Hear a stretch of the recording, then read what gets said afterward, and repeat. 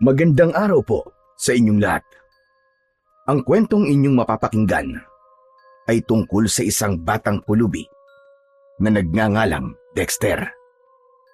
Sa kanyang pag-iisa sa lansangan ay natagpuan niya ang isang puting pusa na tila ordinaryo lamang sa paningin.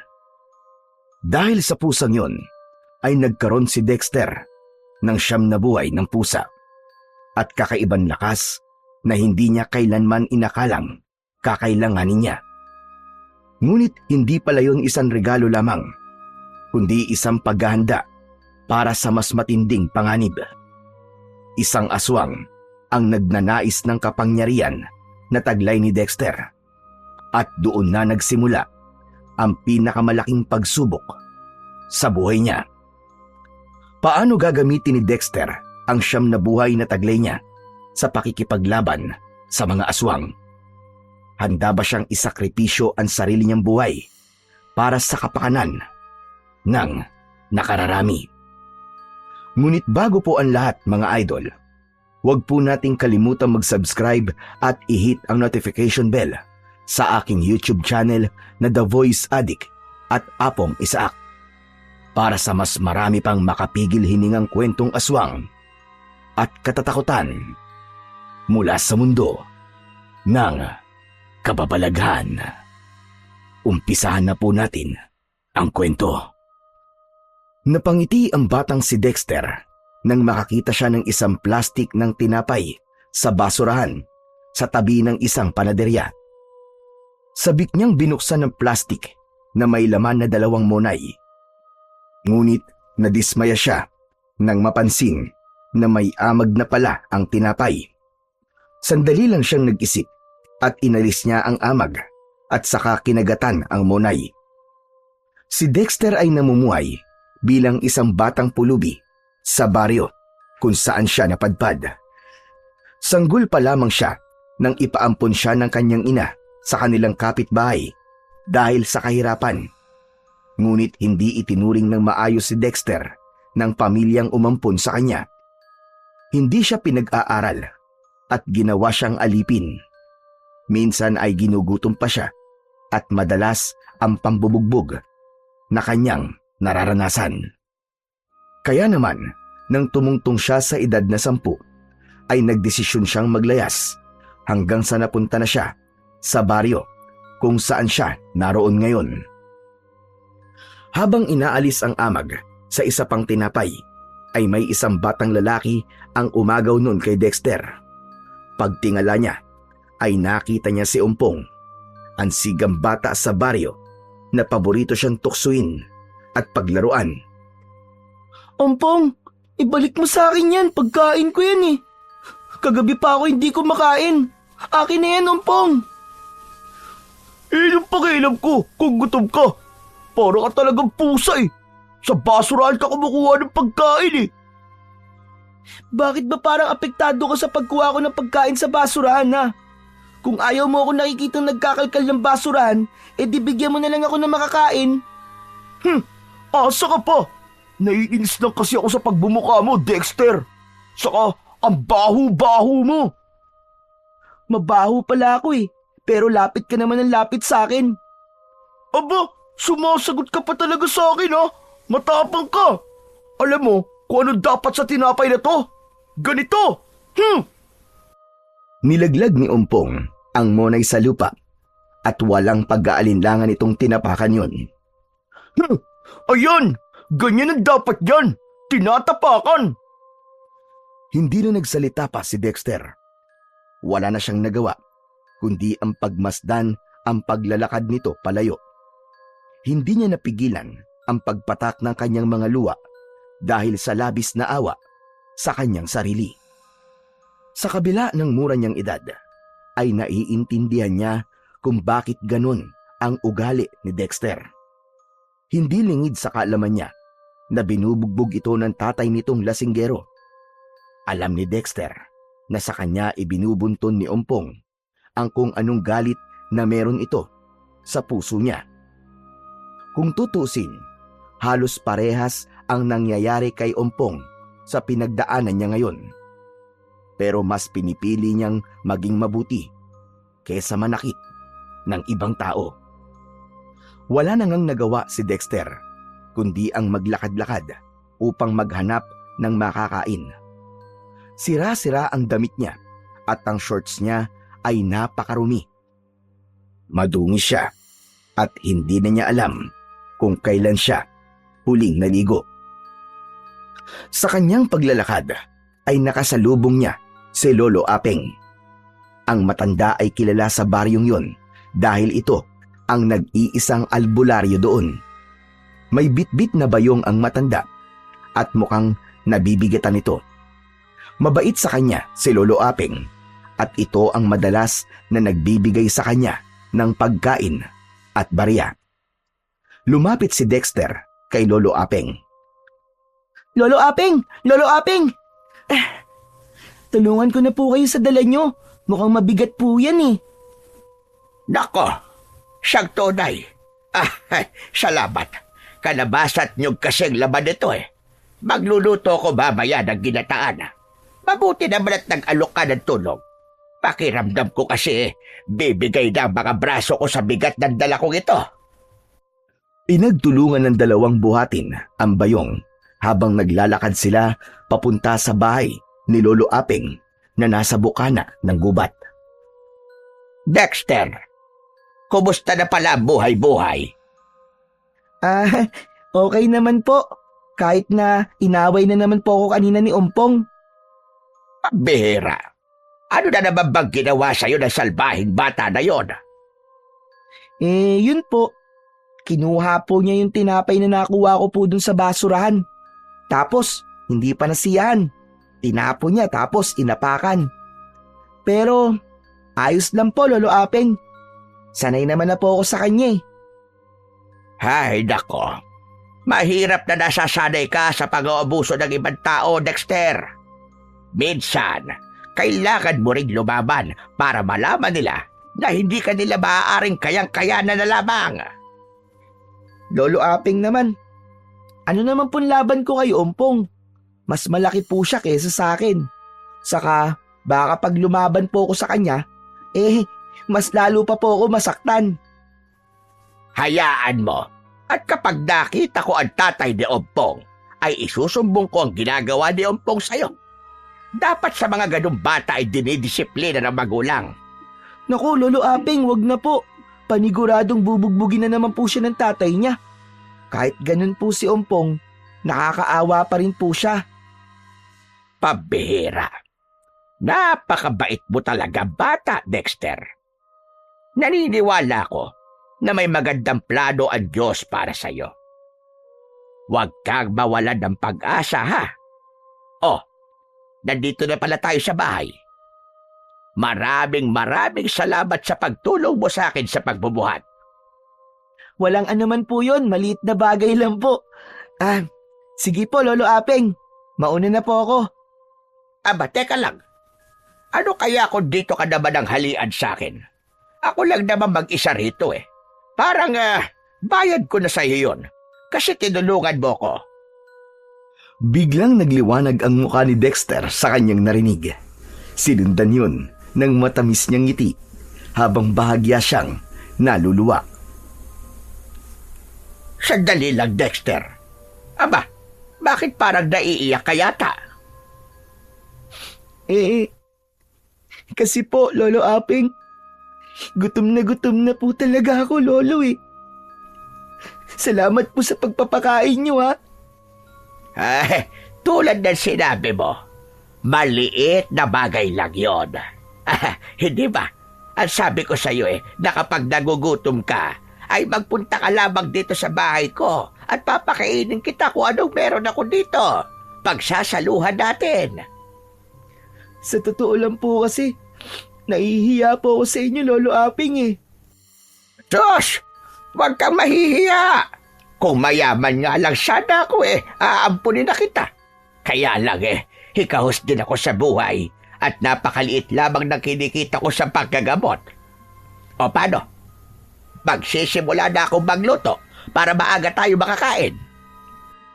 Matapos yun, ay tinulungan ni Dexter si Lolo Apeng sa paghahanda ng lulutuin ito. Naghiwa siya ng bawang at sibuyas. Siya na rin ang nagbalat ng kalabasa. Habang nagluluto ang matanda, ay pinapanood niya ito. Hindi na siya makapaghintay na matapos sa pagluluto si Lolo Apeng para maibsan na ang gutom na kanyang nararamdaman. Matapos ang masarap na tanghalian, ay busog na busog si Dexter. Binigyan pa siya ni Lolo Apeng ng minatamis na saging bilang panghimagas. Bago siya umalis, ay pinabaunan siya nito ng tinapay at 2 piraso ng saging na saba. Bukod pa roon, ay binigyan pa siya nito ng 5 piso. Labis na nagpasalamat si Dexter sa matandang albularyo. Dahil busog na, ay naisipan na ni Dexter na maglakad-lakad upang magpababa ng kanyang kinain. Sa kanyang paglalakad ay may nakita siyang isang batang lalaki na nakikipaglaro sa tatay nito. Napahinto siya at hindi niya naiwasan ang makaramdam ng inggit sa batang nakikita. Buti pa siya may pamilya.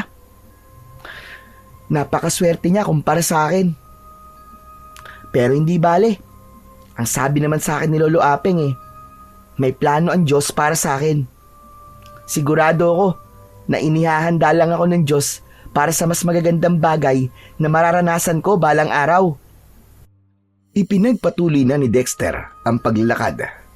Kapag may nakikita siyang basurahan, ay tinitignan niya kung meron siyang makukuhang pagkain o kahit gamit na pwede niya sanang mapakinabangan. Hanggang sa napahinto siyang muli sa paglalakad nang makita niya si Ompong na nasa gitna ng daan. May hawak itong lubid na nakatali sa leeg ng pusang kulay puti. Akala niya ng una ay alagang pusa iyon ni Ompong. Ngunit nang marahas na hinila ni Ompong ang lubid at pinaikot nito yon sa ere kasama ang pusa, ay doon na siya nabahala. Hindi na nagdalawang isip si Dexter at lumapit na siya kay Ompong. Ompong! Ompong, ano ba yan? Tama na! Kawawa naman yung pusa Mamamatay yan sa ginagawa mo Ibinagsak ni Ompong ang pusa sa lupa at dumaing yun. Tinignan siya ni Ompong habang nakangisi.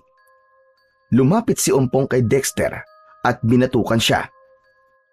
Ano bang pakialam mo? Kung anong gawin ko sa pusang to, ha? Palaboy lang naman yan, nakagaya mo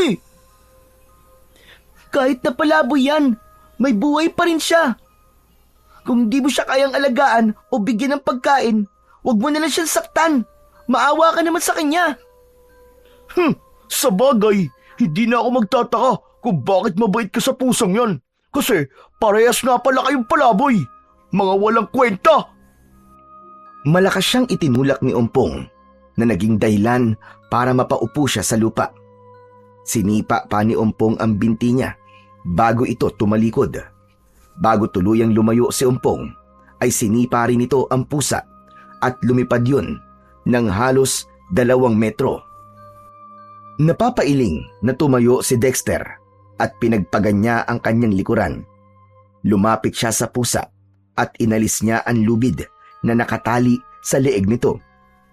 Pinagmasdan niya ng mabuti ang pusa at nalungkot siya sa kalagayan nito. Kawawa ka naman. Mukhang napilayan ka dahil sa pagsipa ni Ompong sa'yo. Hindi ka naligtas dito, munting pusa. Kasi baka kung ano pa ang gawin ni Ompong sa'yo kapag nakita ka niya uli. Isasama na lang kita sa tirahan ko. Bubuhati na kita, ha? Huwag mo akong kakalmutin o kakagatin, ha? Sa kabila ng maingat na pagbuhat ni Dexter sa pusa, ay dumaing pa rin ito.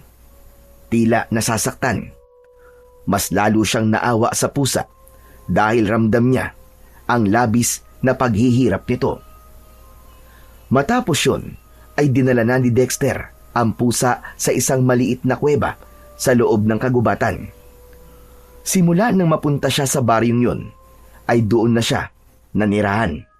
Nung una, akala niya ay hindi niya kayang mabuhay mag-isa. Hanggang sa hindi na niya namalayan na mahigit 1 taon na pala siyang nakatira sa loob ng kuweba.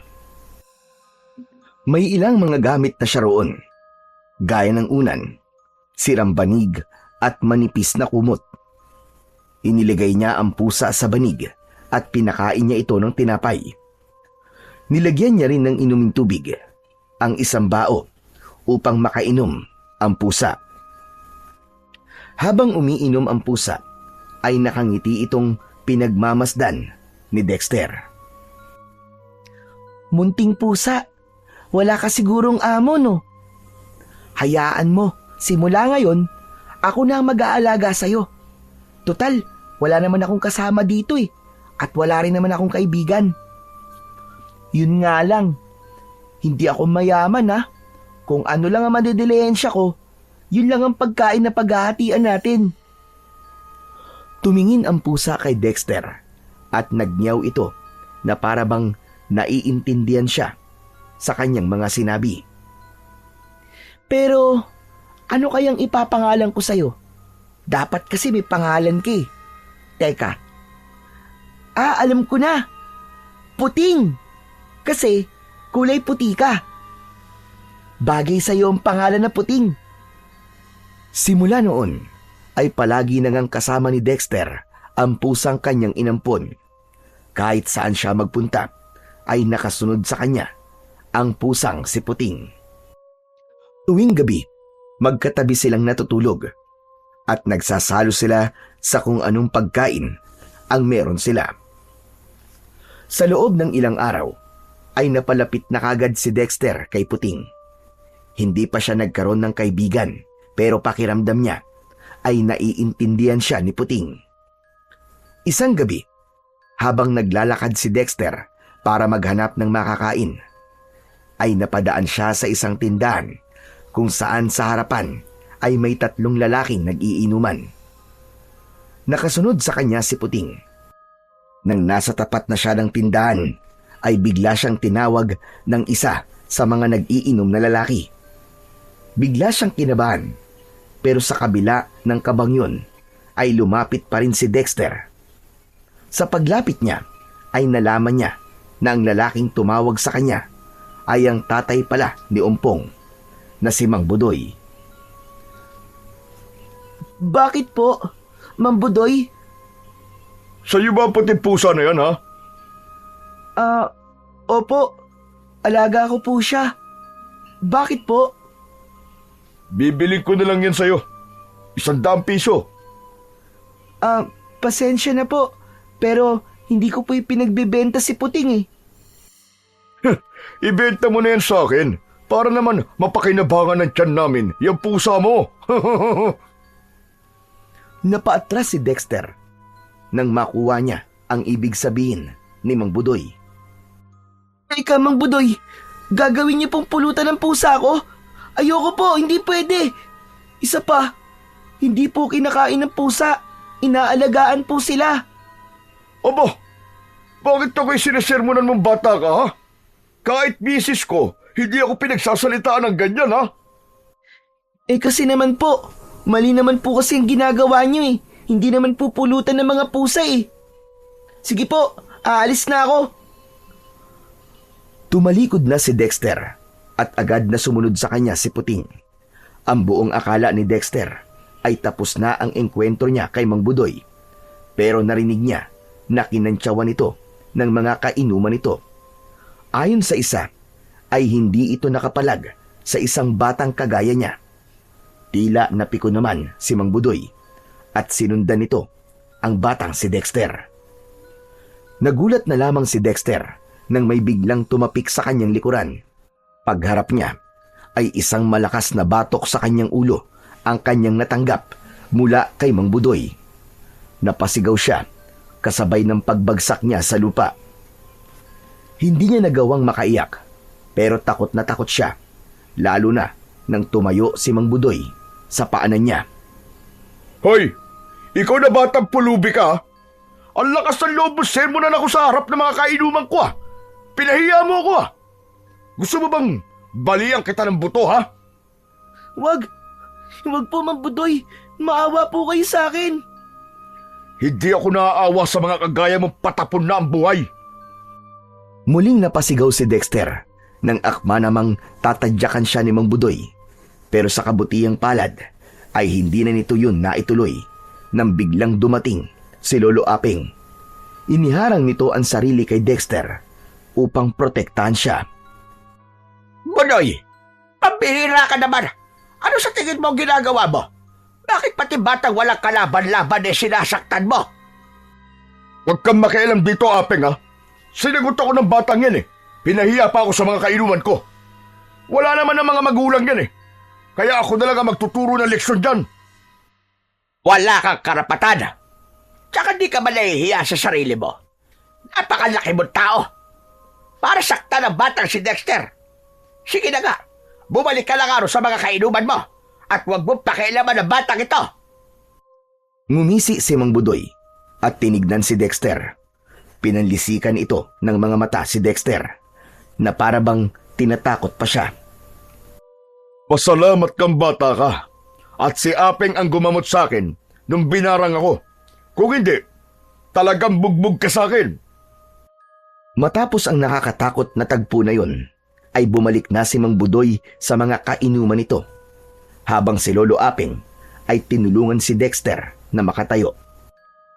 Ramdam pa rin ni Dexter ang pagkahilo mula sa dagok na kanyang natanggap. Humampas pa ang kanyang muka sa lupa, kaya nagkaroon siya ng sugat sa kanyang pisngi. Pakiramdam niya ay namanhid ng gusto ang buo niyang muka. Pabihira talaga yan si Budoy. Tignan mo, nagkasugat ka sa muka. Ang mabuti pa ay sumama ka sa akin sa kubo. Doon ka muna.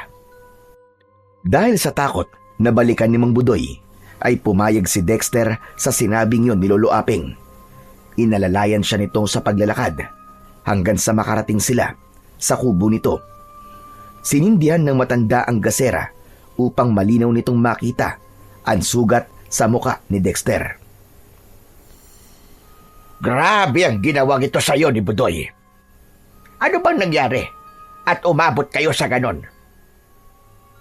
Kasi po, Lolo Apeng, gusto niya po kasing bilhin yung pusa ko. Kasi gagawin daw po niyang pulutan. Hindi po ako pumayag. Sinabi ko lang po na hindi po pulutan ng mga pusa. Tapos, bigla po siyang kinantsawan ng mga kainuman niya. Yun, napikon po siya. Kaya lumapit po siya sa akin. Dinagukan po ako. Ay, nako. Mabuti na lang talaga at lumabas ako para bumili ng posporo. Dahil kung hindi, baka hindi lang yan ang nakuha mo. Maraming salamat po, Lolo Apeng, ha. Salamat po at pinagtanggol niyo po ako. Walang anuman. Tsaka alam ko kung may nakakita man sa'yo, ganun din ang gagawin. Tsaka Dexter, hindi kita pwedeng pabayaan. Ngunit maiba ko. Ang sabi mo ay may pusa ka. Hindi ko alam na may alaga ka palang pusa. Meron po, Lolo Apeng. Mag-iisang linggo na rin po siguro.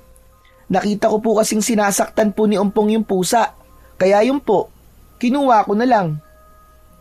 Ay, nako. Kung ano talaga ang puno ay siya rin ang bunga. Hindi na nakapagtataka kung parehas ng ugali sina Budoy at Ompong dahil mag-ama sila.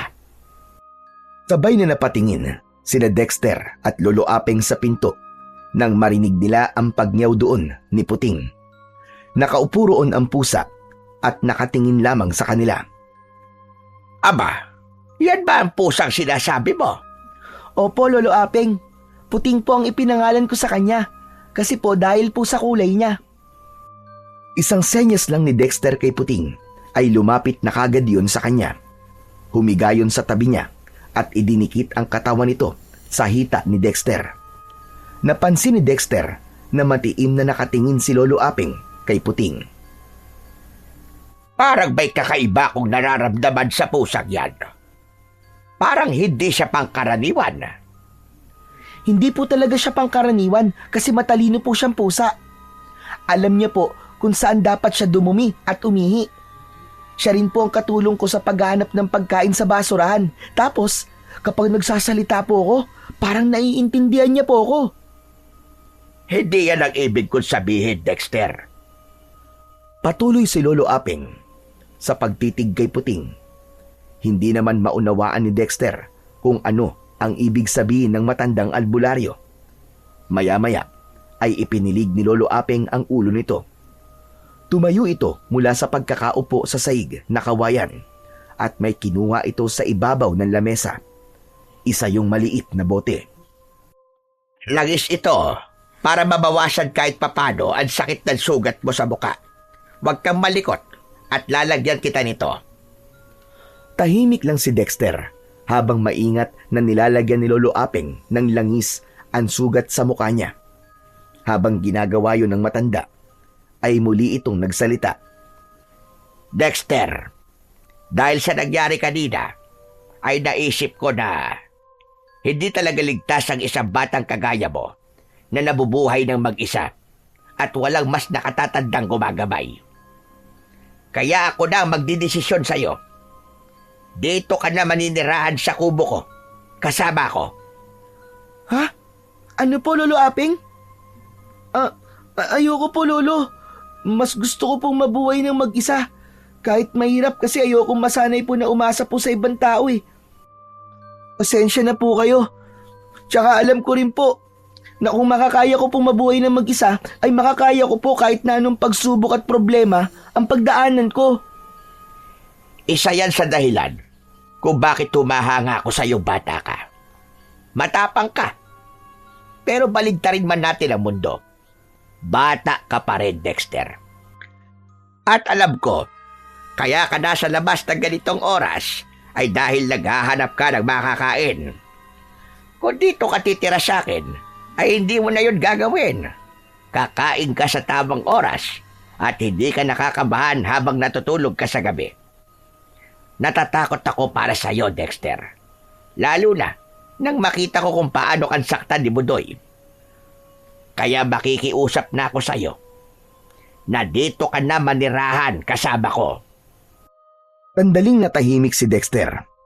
Pinag-isipan niya ang mga sinabi ni Lolo Aping. Binalikan niya ang nangyaring pananakit ni Mang Budoy sa kanya at naisip niya ang posibilidad na maulit yun. Lolo Aping, kung papayag po ba ako na dito na tumira sa bahay nyo, ay pwede kong isama si Puting? Abay, oo naman. Walang problema sa akin yun. Kahit 100 pusa pa ang isama mo dito sa bahay ko, bukas ang pinto ng bahay ko sa iyo at sa mga hayop na walang tirahan. Ayos. Sige po, pumapayag na po ako sa gusto nyo, Lolo Aping. Maraming salamat po sa pagiging mabait nyo po sa akin. Kahit hindi nyo naman po ako kaano-ano. Hindi kailangan maging magkadugo ang dalawang tao para magpakita ng kabutihan sa isa't isa. Hala, sige na. Matulog na tayo. Bukas ng umaga ay tutulungan kitang kunin ang mga gamit mo doon sa kuweba kung saan ka nakatira dati. Matamis na ngumiti si Dexter sa harap ni Lolo Aping. Ang totoo, ilang beses na siyang inalok ni Lolo Aping na doon na tumira sa kubo nito, pero palagi niya yung tinatanggihan dahil gusto niyang masanay na mabuhay nang walang inaasahan. Pero sa pagkakataong yun ay iba na ang sitwasyon. May nanakit na sa kanya ng pisikal at napagtanto niya na kailangan niya ng isang taong magbibigay sa kanya ng proteksyon. At yun ay walang iba kundi si Lolo Aping. Kinabukasan ng umaga, matapos ang almusal, ay nagtungo na sina Dexter at Lolo Aping sa kuweba kung saan dating nakatira si Dexter. Pagdating nila ron, ay napansin ni Dexter ang awa sa muka ni Lolo Aping habang tinitignan ng mabuti ang loob ng kuweba. Ngayon lang ako nakapunta rito at hindi ko akalain na ganito ang lugar na ilang taon mo nang tinitirhan. Paano kang nabuhay dito, Dexter? Nung una po, mahirap po talaga pero habang tumatagal, nasanay na rin po ako. Pakiramdam ko nga po, pinoprotektahan pa po ako ng mga hayop dito sa gubat eh. Mas malakas kasi ang pakiramdam ng hayop kesa sa tao. Sigurado ko na nararamdaman nila na mabuti kang bata. Kaya naman pinoprotektahan ka nila. Pero sige na, kunin na natin ang mga gamit mo rito. Kinuha ni Dexter ang sako na nasa isang sulok. Isinilid niya roon ang banig, kumot, unan at ilang piraso ng sira-sira at maruruming damit. Matapos yun, ay lumabas na sila ng kuweba at naglakad palayo. Matapos ang ilang hakbang, ay huminto sandali si Dexter. Nilingon niya ang kuweba na naging tahanan niya ng ilang taon at isang mapait na ngiti ang sumilay sa kanyang labi. Masakit man, nalilisanin niya na ang lugar na yon. Ay masaya naman siya dahil sigurado siya na mas magiging maganda ang kalagayan niya sa piling ni Lolo Aping. Pagbalik nila sa bahay ni Lolo Aping, ay tinignan nito ang mga damit na dala ni Dexter. Napailing ang matanda, sabay tingin kay Dexter. Mukhang wala nang mapapakinabangan sa mga damit na ito. Pero huwag kang mag-alala. Kasi may mga naiwan naman na damit dito ang apo ko na ngayon ay nakatira na sa syudad. Sa tingin ko, kasya sa'yo ang mga yon. Maraming salamat po, Lolo Aping. Napakabait niyo po talaga sa akin. Huwag po kayong mag-alala dahil gagawin ko po ang lahat para masuklian po ang kabutihan niyo sa akin. Hindi kita tinutulungan dahil humihingi ako ng kapalit. Ang gusto ko lang, Dexter, ay ipagpatuloy mo ang pagiging mabuti mo bata. Magiging masaya na ako sa bagay na yon. Hinaplos ni Dexter ang ulo ni Puting na nasa tabi niya. Napangiti siya sapagkat alam niya na simula sa araw na yon ay magbabago na ang buhay niya. Simula nang tumira si Dexter sa bahay ni Lolo Aping, ay unti-unting nagbago ang takbo ng buhay niya. Bagamat payak ang buhay ni Lolo Aping, ay mas naging maayos naman ang kalagayan doon ni Dexter. Simula nang magkaisip siya, ay noon lang niya naramdaman ang maalagaan. Meron na siyang maayos na tulugan at nakakakain na siya sa tamang oras. Sa umaga, tinutulungan niya si Lolo Aping sa pagdidilig ng mga tanim nitong gulay at pagkuha ng panggatong sa gubat. Sa gabi naman, ay magkatabi silang tatlo ni Puting at Lolo Aping sa banig. Hindi naging marangya ang bagong buhay ni Dexter, pero masaya siya. Natutunan niyang ngumiti ng walang alinlangan at gumising ng may dahilan. Nakahanap siya ng lugar kung saan hindi na niya kailangang mahirapang lumaban para lang mabuhay. Sa unang pagkakataon, naramdaman ni Dexter na isa na siyang normal na bata. Ngunit ang masaya at tahimik na buhay ni Dexter ay nagbago isang gabi. Habang abala si Dexter sa paghuhugas ng kanilang pinagkainan sa likod ng kubo, ay sandali siyang napahinto nang may naramdaman siyang kakaiba sa kanyang paligid. Pakiramdam niya ay may mga matang nakatingin sa kanya habang tumataas ang mga balahibo niya sa kanyang braso. Si Puting na nasa paanan niya ay biglang tumayo at naglakad papunta sa masukal na bahagi ng likuran ng kubo ni Lolo Aping. Hoy, Puting! Saan ka pupunta? Puting! Huwag kang pumunta dyan! Baka may ahas dyan! Sige ka! Hindi na hinugasan ni Dexter ang kanyang mga kamay at sinundan niya ang pusa. Ngunit pagpasok niya sa kasukalan ay nagulat siya nang makita si Puting na nasa harapan ng isang nakakatakot na nilalang na noon lang niya nakita. May malahalimaw na itsura ang nilalang na yon. Matangkad yun at malaki ang katawan. Ang buong katawan nito ay nababalutan ng itim at matigas na balahibo, habang ang mga mata nito ay pulang-pula at mistulang nagbabagang bola. Meron itong matutulis na mga ngipin at mga kuko na sa unang tingin pa lang ay alam na kagad ni Dexter na kayang pumunit ng laman ng tao. Si Puting ay umaangil na parang galit na galit habang nakaharap sa naturang nilalang. Sa wakas, Natagpuan na kita, Pelina. Ngayon, ibigay mo sa akin ang siyang buhay. Alam kong huling buhay mo na yan, kaya maaari mo nang ipasa sa akin ang iyong kapangyarihan. Mas lalong nagimbal si Dexter nang biglang nagliwanag si Puting. Nang mawala ang liwanag ay hindi na ito isang pusa, kundi isang napakagandang babae na may puting kasuotan na kumikislap. May hawak itong matalim at malaking espada na kulay ginto. Walang paligoy-ligoy na sumugod ang magandang babae sa nakakatakot na nilalang. Mabilis ang galaw nito at tinamaan ng nilalang sa balikat at binti gamit ang espada. Hindi naman nagpatalo ang nakakatakot na nilalang. Gumanti ito ng suntok at kalmot sa babae. Ilang beses na umiwas ang babae at kitang-kita ni Dexter ang husay na ipinakita ng babae pagdating sa pakikipaglaban. Ngunit sa hindi inaasahang pangyayari ay nakalmot ng nakakatakot na nilalang ang babae sa tiyan. Kasunod noon ay ibinaon pa nito ang matutulis nitong mga kuko sa dibdib ng magandang babae. Sa kabila ng panghihina ay hindi sumuko ang magandang babae at itinarak nito ang espada sa dibdib ng kalaban. Malakas na sumigaw ang nakakatakot na nilalang at bahagyang lumayo. Hindi pa ako tapos sa iyo, Pelina. Babalikan kita.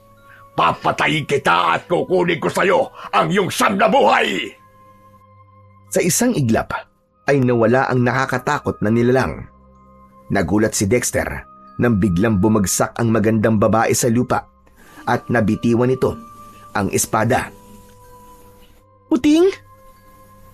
Puting? Ikaw ba talaga yan? Lumapit ka sa akin, Dexter. May kailangan akong sabihin sa'yo. May pag-aalinlangan na lumapit si Dexter sa babaeng nangihina. Lumuhod siya sa harapan nito at nag-aalala siya sa mga sugat na natamo nito. Puting, kailangan kong tawagin si Lolo Aping. Sigurado ako na magagamot ka niya. Dexter, hindi na ako magtatagal. Kailangan kong ipaliwanag sa'yo ang lahat bago ako bawian ng buhay. Si Balkan, ang aswang na nakalaban ko kanina, ay matagal na akong hinahanap dahil taglay ko ang kapangyarihan ng siyam na buhay ng pusa. Isa akong diwata, Dexter. At kapag naubos na ang aking buhay, ay kailangan kong ipasa ang kapangyarihan yon. Ito na ang uling buhay ko at hindi ako papayag na mapunta ito sa kagaya ni Balkan. Kaya Dexter, sa'yo ko ipagkakatiwala ang kapangyarihan ko na ito. Pangalagaan mo ito at protektahan. Teka Puting, hindi ko naiintindihan ang mga sinasabi mo. Puting! Wala nang nakuwang sagot si Dexter. Nagliwanag ang magandang babae at bumalik ito sa pagiging puting pusa. Maging ang espada nito ay naglaho na rin. Napatda si Dexter nang makita si Puting na sugatan at tila wala ng buhay. Hahawakan niya sana si Puting nang may isang puting liwanag ang lumabas sa bibig nito.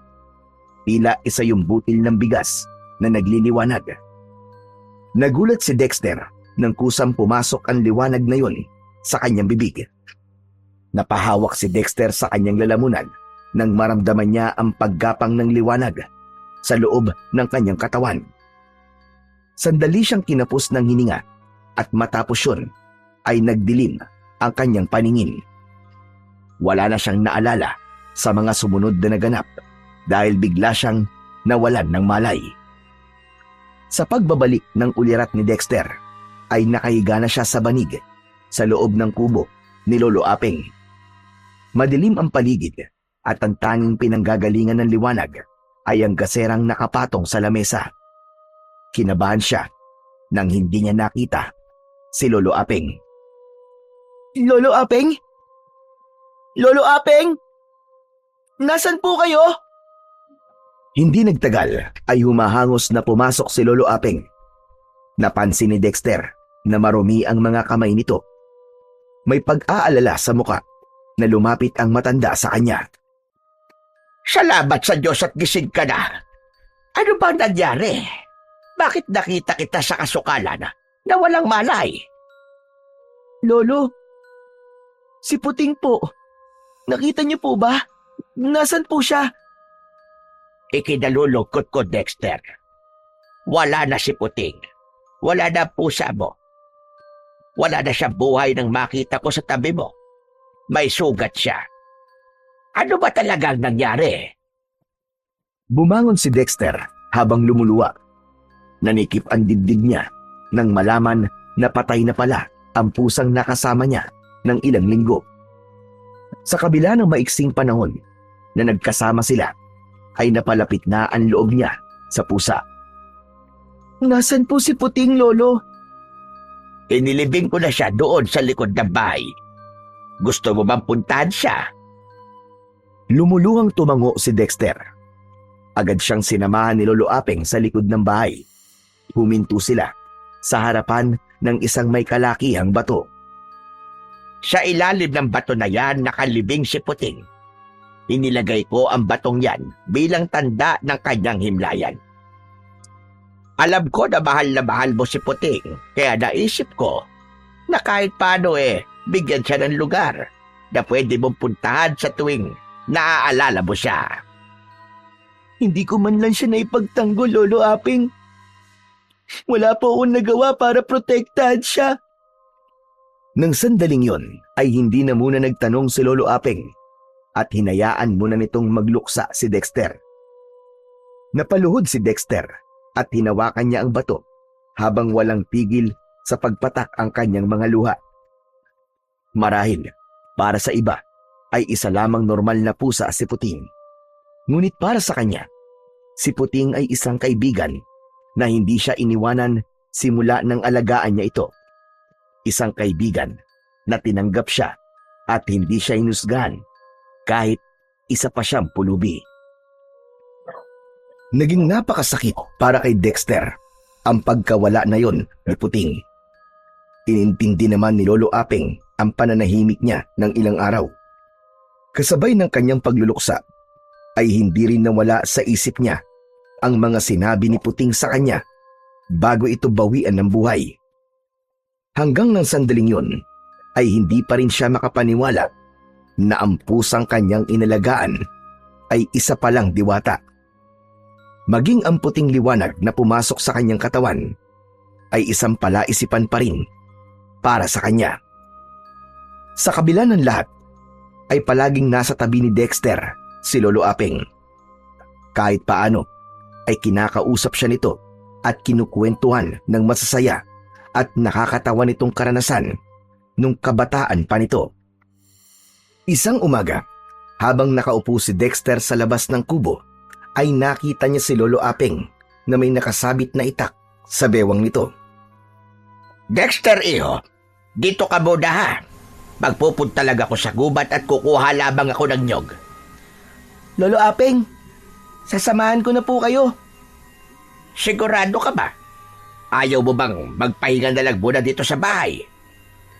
Hindi naman po ako napapagod kaya hindi ko po kailangan magpahinga. Sasamahan ko na lang po kayo. Abay kung mapilit ka, sige, sumama ka na. Mainam yun at meron akong makakatulong sa pagdadala ng mga nyog. Matapos isarado ang kubo, ay magkasamang naglakad sina Dexter at Lolo Apeng papasok sa gubat. Nang makakita sila ng puno ng nyog, ay huminto na muna sila. Tumingala si Lolo Apeng sa puno. Maraming bunga ang punong ito, Dexter.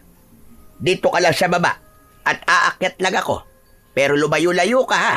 Baka tamaan ka ng ibabagsak kong nyog. Lolo Apeng, sigurado po kayo? Kaya niyo pa pong akyatin yan? Aba oo naman. Bata pa lang ako, sanay na akong umakyat ng nyog. Kaya sige na, tumabi ka na. Pinanood ni Dexter ang pag-akyat ni Lolo Apeng sa puno ng nyog. Labi siyang humanga sa matanda dahil para itong isang unggoy sa bilis nito sa pag-akyat. Nang nasa dulo na ito, ay sinabihan siya nitong lumayo sa puno. Agad namang lumayo si Dexter at maya-maya pa ay sunod-sunod na ang mga nyog na bumagsak. Nang makita ni Dexter na pababa na si Lolo Apeng, ay lumapit na siya sa puno ng nyog upang pulutin ang mga nyog hanggang sa may naramdaman siyang kakaiba. Kaya huminto muna siya. Tumingala siya at nanlaki ang mga mata niya nang isang nyog ang biglang nahulog mula sa puno. Huli na para umiwas siya dahil bumagsak na yun sa mismong ulo niya. Sa isang iglap ay nagdilim ang paningin ni Dexter. Kasunod nun ay naramdaman niya na para siyang nakalutang sa isang walang hanggang kadiliman. Hindi alam ni Dexter kung gaano siya katagal na nakatulog. Nang ibukas niya ang kanyang mga mata, ay nalaman niyang buhat siya ni Lolo Apeng. Sumisigaw ang matanda habang nanginginig ang boses. Tulungan niyo ako! Parang awa niyo na! Tulong! Lolo Apeng! Napahinto si Lolo Apeng sa pagtakbo. Nang marinig na magsalita si Dexter, yumuko ito at labis ang pagtataka nito nang malaman na gising na siya. Diyos ko! Salamat at buhay ka, Dexter! Ibaba niyo na po ako, Lo. Ayos lang po ako. Hindi. Dadali kita sa ospital. Kailangan matignan ka ng mga doktor. Lolo Apeng, ayos lang po talaga ako. Sige na po, ibaba niyo na po ako. Naguguluhang ibinaba ni Lolo Apeng si Dexter. Kinapa ng matanda ang ulo niya. Sandali. Nasaan na sugat mo sa ulo? Kanina ay may malaki kang sugat at pakiramdam ko, basag ang bungo mo. Sigurado ka ba nga? Ayos ka lang, Dexter. Opo, Lolo Apeng. Tara na po, umuwi na lang po tayo. Nagpatiuna na si Dexter sa paglalakad papunta sa bahay ni Lolo Apeng. Pagdating nila roon, ay uminom muna siya ng tubig dahil pakiramdam niya ay pagod na pagod siya. Maging siya ay naguguluhan na napaupo. Tumabi si Lolo Apeng sa kanya at muli nitong kinapa ang ulo ni Dexter. Nakapagtataka talaga. Ano nangyari? Bakit nawala ang sugat sa ulo mo? Imposible namang namamalikma talaga ko kanina na may sugat ka dahil tignan mo ang braso ko. Nandito pa ang dugo mo. Saka nakapagtataka din, nabuhay ka pa matapos kang malaglagan ng nyog sa ulo. Hindi sa gusto kitang mamatay pero napaka-imposible ng nangyayari ngayon. Tinignan ni Dexter ang braso ni Lolo Apeng at may dugo nga roon. Maging ang muka ni Dexter ay may dugo rin na isang matibay na indikasyon na nagkaroon talaga siya ng sugat sa ulo matapos siyang mabagsakan ng nyog. Hanggang sa natigilan si Dexter nang maalala niya ang sinabi sa kanya ni Puting bago ito namatay habang nasa anyo ito ng isang magandang babae. Napatingin siya kay Lolo Apeng at naisipan niya na kailangan niya nang sabihin dito ang tungkol sa bagay na yon. Lolo, may kailangan po akong sabihin sa inyo. Sa tingin ko po, alam ko kung bakit ako buhay hanggang ngayon. Si Puting po, Lo. Siya po may gawa ng lahat ng to. Ano ka mo? Yung pusa mo, si Puting. Aba, paanong si Puting? Natatandaan niyo po ba nung natagpuan niyo po ako sa kasukalan na walang malay habang si Puting po ay patay na sa tabi ko? Hindi ko po ikinuwento sa inyo ang nangyari doon dahil pakiramdam ko po hindi po kayo maniniwala eh. Pero ngayon po, kailangan ko na pong sabihin sa inyo ang lahat para maintindihan niyo rin po kung bakit buhay pa po ako ngayon matapos po ako mabagsakan ng nyug sa ulo. Nang sandaling yon, ay sinimulan na ngang ikwento ni Dexter kay Lolo Apeng ang nangyari sa kanya ng gabing yun.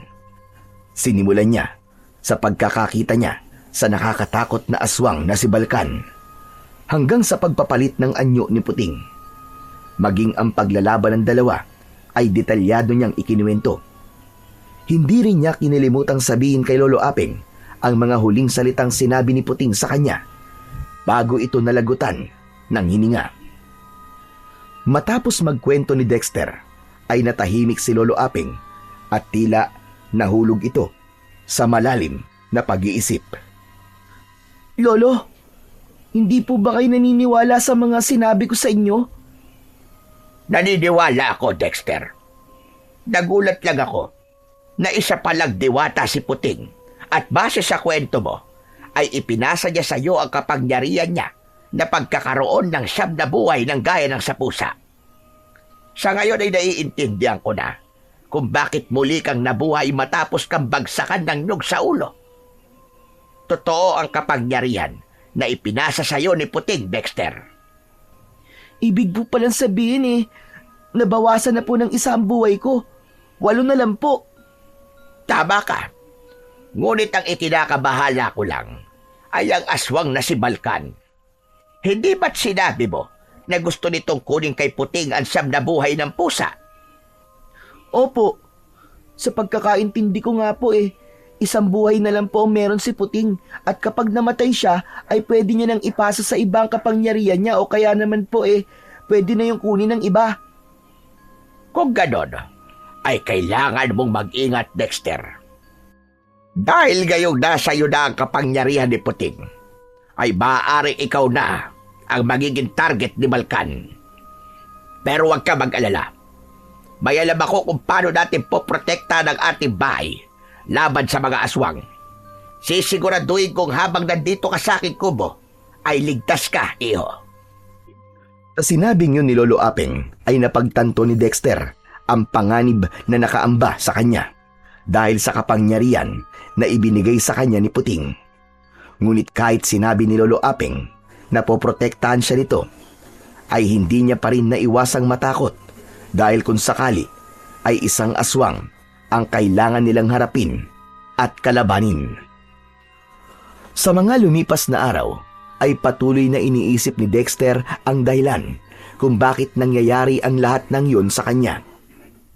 Isang hapon, habang nakaupo si Dexter sa labas ng kubo, ay nakita niya si Lolo Aping na lumabas na may dalang bao na may laman na pulbos na kulay abo.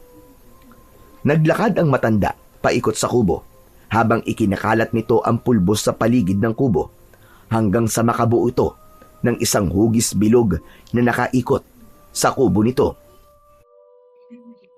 Tahimik si Dexter habang pinagmamasdan ang ginagawa ng matanda. Hindi niya maintindihan kung para saan yun, pero ramdam niyang mahalaga ang ginagawa nito. Nang matapos si Lolo Aping, ay lumapit ito sa kinauupuan ni Dexter. Naupo ito sa kanyang tabi at tumingin ito sa malayo. Lolo, ano pong ginagawa niyo? Proteksyon, Dexter. Nilagyan ko ng proteksyon ang paligid ng ating kubo. Walang kahit na sinong aswang ang makakalagpas sa bilog na nakaikot sa kubong ito. Yan po ba ang sinasabi niyong proteksyon natin laban po kay Balkan? Tama ka. Hindi siya basta-bastang makakapasok dito kung hindi natin siya iimbitahan. Ang pulbos na ito ay gawa sa pinulbos na mga agimat na panlaban sa mga aswang.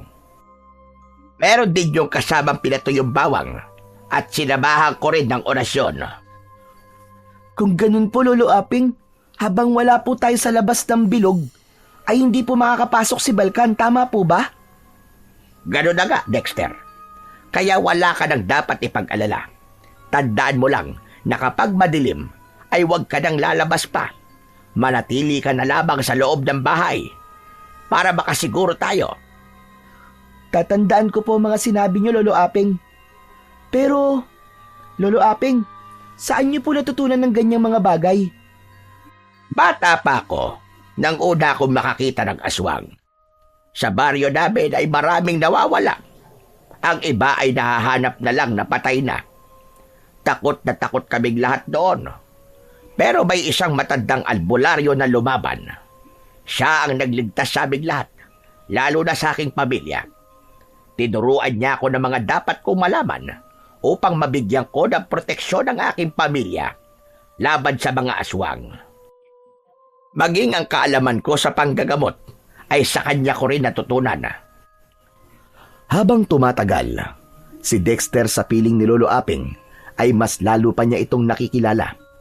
Hindi niya akalain na hindi lang ito simpleng albularyo, kundi meron din itong kaalaman sa pakikipaglaban sa mga aswang. Sa kabila ng proteksyon na inilagay ni Lolo Aping, ay hindi pa rin sila nagpakampante, lalo na sa tuwing sasapit ang gabi. Bago matulog, ay naglalagay sila ng bawang at asin sa harapan ng bintana at pinto. Nagdadasal din sila dahil naniniwala sila na higit sa lahat, ang pananampalataya sa Panginoon ang pinakamalakas nilang proteksyon laban sa masasama. Isang umaga, isinama si Dexter ni Lolo Aping sa palengke. Habang naglalakad sila roon, ay napahinto si Dexter nang may nakita siyang mga laruan na itinitinda. Buong buhay niya ay hindi niya naranasan ang magkaroon ng laruan. Napapitlag siya nang hawakan siya ni Lolo Aping sa balikat. Dexter, gusto mo ba ng laruan? Nako, hindi po. Napatingin lang po ako, Lolo Aping. Huwag ka nagmahiya. Alam kong gusto mo ng laruan. Sige na, pumili ka na riyan. Huwag na po, Lolo Aping. Imbis na ibili po natin ang laruan ko idagdag na lang po natin yan sa pambili natin ng bigas. Magsasalita pa sana si Lolo Aping nang makarinig sila ng isang babaeng sumisigaw. Isinisigaw nito na may magnanakaw. Nakita nila ang isang lalaking tumatakbo na may hawak na itim na bag. Hindi maintindihan ni Dexter, pero may kung anong enerhiya ang biglang nabuhay sa kanyang loob.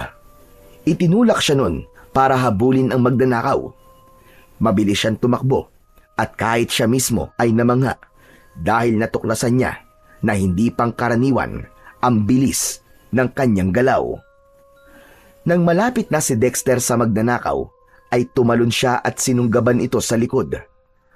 Padapang natumba ang magnanakaw habang nasa ibabaw si Dexter. Agad na humarap ang magnanakaw kay Dexter at naglabas ito ng isang patalim. Kahit nakita nitong bata pa si Dexter, ay walang pagdadalawang isip nitong sinaksak sa dibdib si Dexter. Napasinghap si Dexter. Itinulak siya ng lalaki at napahiga siya habang sa gilid ng mata ay nakita niyang pinagtutulungan ng mga tao ang magnanakaw. Narinig niya ang boses ni Lolo Aping pero hindi na niya naiintindihan ang sinasabi nito. Ang huli na lang niyang natatandaan ay may bumuhat sa kanya bago siya tuluyang nilamon ng kadiliman.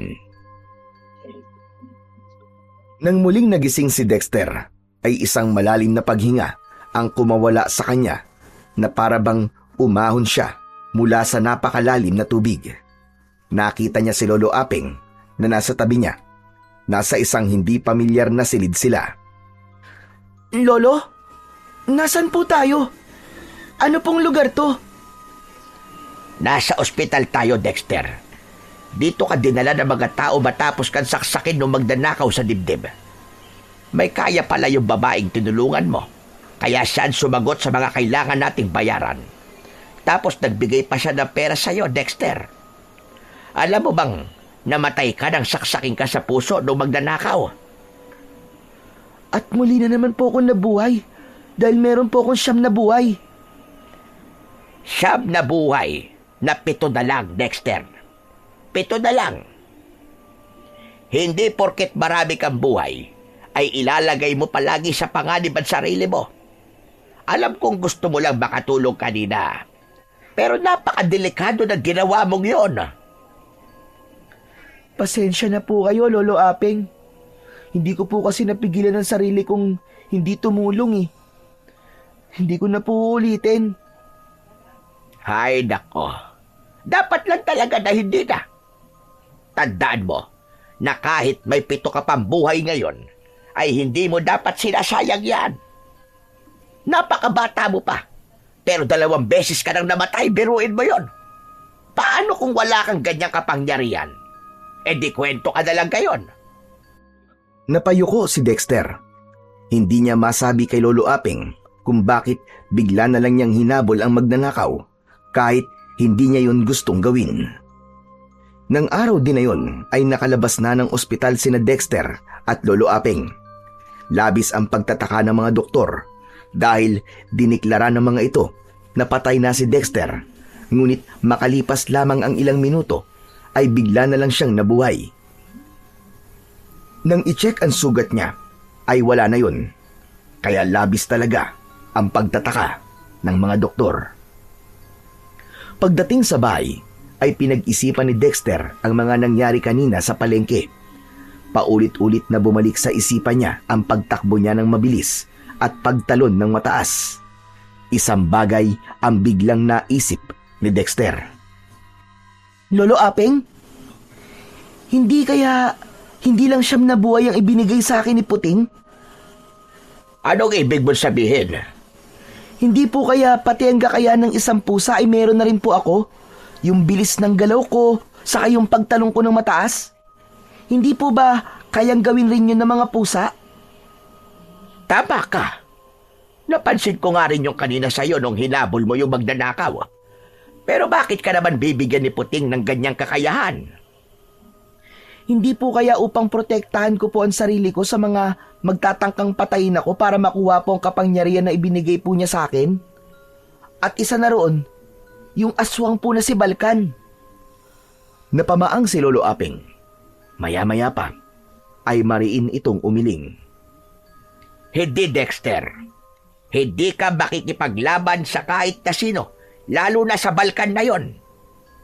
Masyado ka pa bata para sa mga ganyang bagay. Bakit ba kasi naisipan pa ng pusang yun na ibigay sa iyo kapangyarihan na yan? Naiintindihan ko po kung bakit ibinigay po sa akin yun ni Puting. Mas ginusto po niya na nasa akin yun. Na nasa akin po ang kapangyarihan na meron siya. Kasi si Balkan po ang magmamay-ari nito kung hindi ako. Isipin niyo po, Lolo, kung si Balkan po magkakaroon ng siyam na buhay, malamang gagamitin niya po yun sa kasamaan, di mas lalo po siyang lalakas. Wala nang narinig na salita si Dexter kay Lolo Aping, pero ramdam niya ang pagtutol nito sa sinabi niya na makikipaglaban siya sa kung sinong magtatangka na kunin sa kanya ang kapangyarihang meron siya. At para kay Dexter, wala siyang magagawa kundi ipagtanggol ang kanyang sarili kung sakaling malagay siya sa isang sitwasyon na kinakailangan niyang protektahan ang buhay niya. Pagsapit ng gabi, matapos maghapunan, ay si Lolo Aping ang naghugas ng pinagkainan. Habang nasa likod ito ng bahay, ay nasa loob naman si Dexter at inaayos na niya ang kanilang higaan.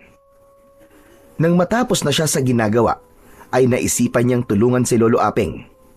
Lalabas na sana si Dexter, ngunit natigilan siya sa may pintuan nang may nakita siyang lalaking nakatayo sa loob ng bakuran. Matangkad ang lalaki at may malaking katawan. Nakasuot yon ng maong na jacket at itim na pantalon. Bahagyang nakayuko ang lalaki, kaya hindi niya nakikita ng buo ang mukha nito. Magandang gabi po. Sino po kayo? Kung magpapagamot po kayo kay Lolo Aping, bukas na lang po ng umaga kayo bumalik. Oras na po kasi ng pahinga niya. Pasensya na po. Marahang umangat ang mukha ng lalaki. Nang tuluyang nakita ni Dexter ang kabuuan ng mukha ng lalaki, ay bigla siyang nakaramdam ng kaba. Tila nakita na niya ang lalaki, kaya lamang ay hindi niya matandaan kung kailan at saan. Kumusta ka na, Dexter?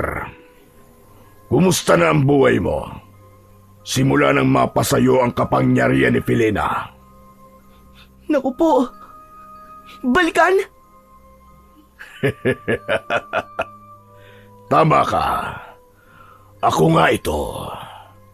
Alam ko na una mo kong nakita habang nasa anyong aswang ako. Kaya naman nakakagulat na nakilala mo ko ngayon. Pero huwag kang mag-alala. Wala ako rito para manggulo o saktan ka. Umalis ka na rito. Hindi ko ibibigay sa iyo ang kapangyarihan na ibinigay sa akin ni Puting.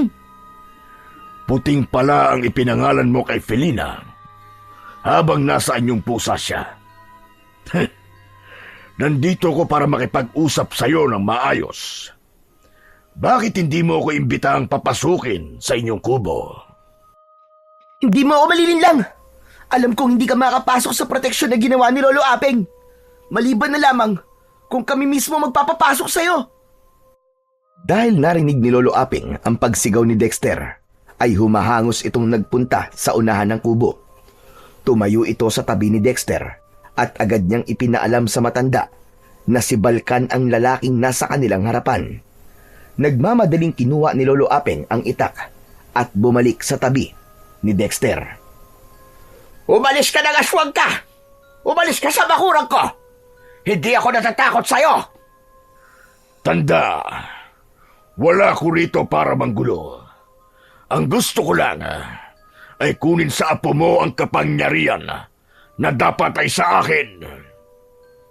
Walang sayo, Balkan! Akin na ang kapangyarihan ko! Ipinagkatiwala sa akin ni Puting to dahil alam niyang gagamitin ko to sa kabutihan. At alam ko rin na kailangan mong ubusin ang 7 buhay para makuha mo to. Kaya hindi ako naniniwala sa mga sinasabi mo na wala kang planong saktan ako. Ngumisi si Balkan, sabay tawa ng malakas. Nahuli mo ko, bata. Mali na minaliit kita dahil matalino ka pala. Pero itong tatandaan mo, mag-iingat ka. Dahil sa oras na isa na lang ang buhay na meron ka, sisiguraduhin ko na ako mismo ang papatay sa'yo para makuha ko kapangyarihan na dapat ay sa akin. Hindi pa ito ang huli nating pagkikita. Umalis ka na rito! Ang dami mo pa sinasabing aswang ka! Napakadaldal mo! Tumalim ang mga mata ni Balkan. Ilang segundo muna nitong tinignan si Dexter bago ito tumalikod at naglakad papalayo. Hindi umalis sina Dexter sa kanilang kinatatayuan hanggang sa nawala na si Balkan sa kanilang paningin. Pumasok na sila sa kubo at isinarado ni Lolo Apeng ang pinto. Mabuti na lang at nilagyan ko ng proteksyon ng paligid ng ating kubo. Dahil kung hindi, aba, nakalapit na rito si Balkan. Kaya nga po malaking tulong po talaga ang proteksyon na nilagay niyo, Lolo. Ang totoo po kasi, kanina nagtatapang-tapangan lang po ako sa harap niya kahit natatakot na po ako kanina. Tama ang ginawa mo, Dexter. Huwag mong ipapakita sa isang aswang na natatakot ka sa kanya dahil mas lalo silang magiging malakas. Dapat ay maramdaman nila na mas malakas ka kesa sa kanila. Pero simula ngayon ay mas lalo na tayo mag-iingat. Kahit merong proteksyon ang ating kubo, ay hindi natin alam kung ano ang kayang gawin ni Balkan. Sa aking palagay kasi, ay hindi siya pangkaraniwang aswang. Simula ng gabing yon, ay mas naging matindi ang pag-iingat ni na Dexter at Lolo Apeng. Kahit paano, ay hindi kinakabahan si Dexter para sa buhay niya dahil meron pa siyang 7. Ang ipinag-aalala niya ay si Lolo Apeng dahil alam niya na maaaring gamitin ito ni Balkan upang makuha nito ang kapangyarihan na meron siya. Kinaumagahan, isang nakakagimbal na balita ang pumalat sa buong baryo. Isang bangkay ng magsasaka ang natagpuang walang buhay sa taniman ng palay. Wakwak ang tiyan nito at wala na ang lamang loob. Nang mga sumunod pang araw, ay naging sunod-sunod na ang pagkawala ng mga tao. May ilan na natagpuan, ngunit wala ng buhay. Isa ang itsura ng mga bangkay. Lahat ay halos wala ng dugo at puno ng kalmot at kagat na parabang inatake ang mga yon ng isang mabangis na hayop. Habang tumatagal, ay nababalot ng matinding takot ang buong baryo. Hindi lumalabas ang mga tao kapag sumasapit na ang dilim. Sa bawat sulok ng baryo ay naging usap-usapan ang gumagalang aswang tuwing gabi. Walang makapagturo kung sino o saan ito nagtatago. Pero malinaw sa lahat na may isang halimaw na nagtatago sa dilim at maaaring isa sa kanila ang susunod nitong biktima. Ang lahat ng pagpatay na nangyayari sa baryo ay labis na nagbigay ng takot kay Dexter. Labis siyang naapektuhan nun dahil naniniwala siya na siya ang dahilan kung bakit yun nangyayari. Isang gabi, habang naghahapunan, ay halos hindi ginagalaw ni Dexter ang kanyang pagkain. Nakatungo siya habang malalim ang iniisip.